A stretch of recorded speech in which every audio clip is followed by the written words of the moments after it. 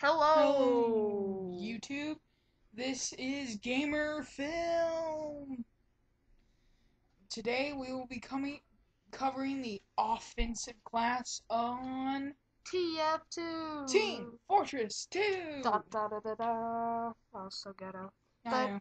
yeah. Anyway, the first person we will be covering, Is the Scout. the Scout is the fastest player in the game. But he's also one of the weakest. Indeed.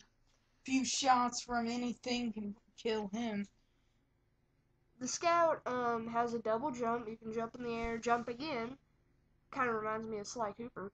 But, his main weapons first are the scatter gun, and the scatter gun is generally kind of like a lever action shotgun, double barrel. Yeah.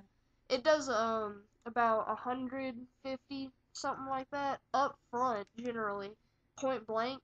Now at medium ranges he has a pistol, which I've gotten a lot of kills with a pistol. Yeah. Because a lot of people kind of like all they use is the scatter gun. You have to remember that even though your pistol can be kind of inaccurate, it's still a terrific weapon. And his last weapon is the aluminum baseball bat. That's kind of funny. But I've always kind of wondered if he ever did actually play baseball. He probably did as a really young kid. Yeah, but his baseball bat, generally that's one of the weaker melee weapons generally in the game. And here's a tip for the baseball bat. Don't go running around throwing it around like you're gonna hit somebody. You're not gonna do that way. Trust me, no, and never, if you go close quarters, don't use the baseball bat, use the scatter gun if you go close quarters.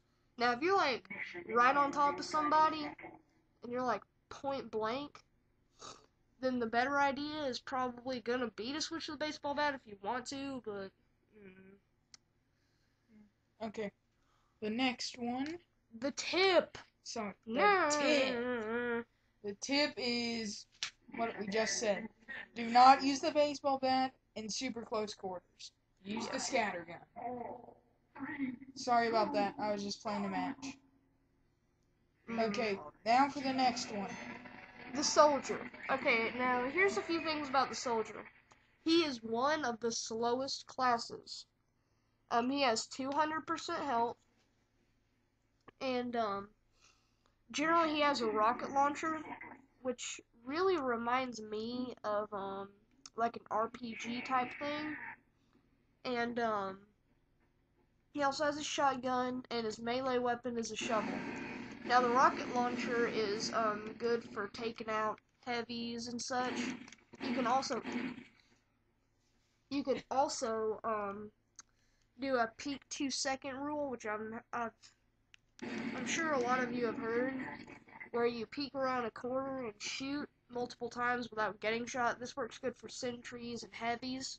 Now, the rocket launcher can also inflict damage to yourself, so you need to be careful. Another great use is rocket jumping. This can also help medics reach a full Uber faster.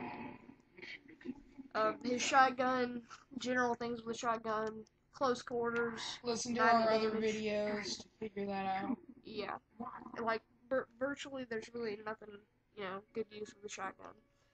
But his last weapon is the shovel. It's kind of a mildly powerful melee weapon. I would not advise you using it. It has no range whatsoever. You have to be right up on someone pretty much. That's why I don't like it. You probably only want to use that when you're like 0 rockets, 0 shotguns. Yeah, like never. Okay, and our tip for him is never rocket jump too many times or you will kill yourself. Okay, never do it inside of a building. No, unless you know there's a hole in the roof. Yeah. Next person is the Pyro. Which is his favorite character. The infamous Pyro. I own with him. Oh, and if you want to play with us, look at gamer tag Guzo25. Indeed. We're always open. But remember, you can only play with us if you subscribe. So make sure to subscribe to these, and you'll see some more. Okay, so the Pyro.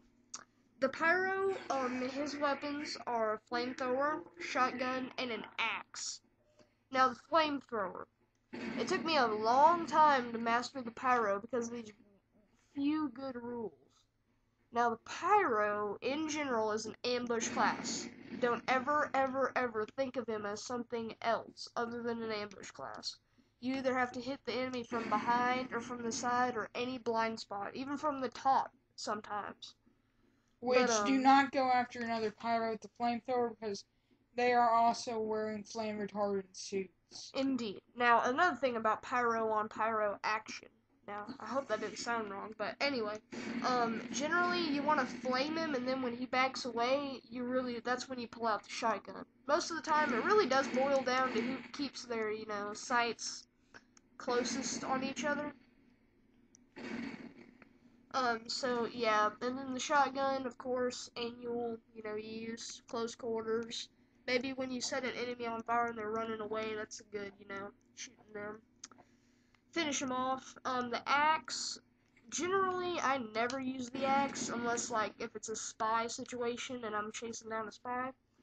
But generally, never use the axe because here's my only reason why never to.